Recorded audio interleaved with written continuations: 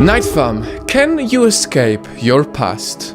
Mike Lindell grew up in a broken home. He was just 7 years old when his parents divorced. As a young, fragile boy, it affected how he interacted with people and how he saw himself. When my parents got divorced, divorces weren't common, and I became put into a new school, and I became very shy. And I started doing things like either showing off or I couldn't talk. And as a teenager, sadly, he found a way of fixing his problems.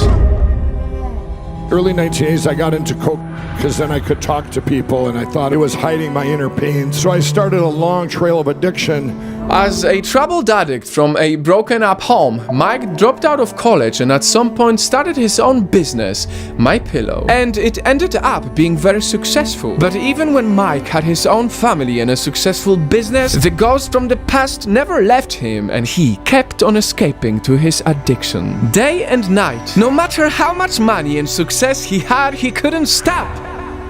He couldn't understand why nothing could fix him. And this continued for almost 40 years. And I knew I needed something. There were deep wounds that weren't filled inside of me. At some point, this horrible addiction started to steal everything away from him. His 20-year-old marriage, his children, and he almost lost his business too. But then something you would never expect happened. Seeing all of this, his dealer did something totally unexpected. He goes, "You've been telling us for years that this pillow is just a platform for God, and you're going to come back someday and help us all out of this addiction. You're our hope, and we're not going to let you die on us." Not very often a dealer saves an addict, but that was the case for Mike. After a lot of work, he finally managed to quit. That day, I knew my calling, that God had chose me for this, to help people. Help people like get out of addiction.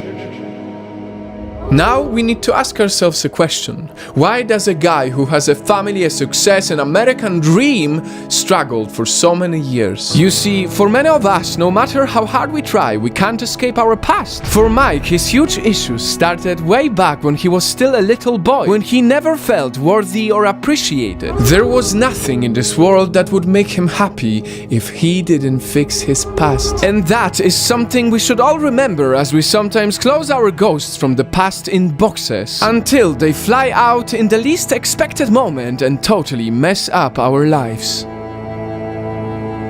Luckily, after overcoming his addiction and understanding his past, now Mike is focused on the present. He wants to help. More than 20% of his company's employees were former drug addicts, and some of his friends that were drug addicts before work for him too. Even the one who helped him. All my friends have quit now because I was their hope. They're saying, wow, if Mike can do it, we can all do it. I pray that someone out there today, that my story changes a life, and that we can together beat this terrible opiate addiction that we're facing today in our country.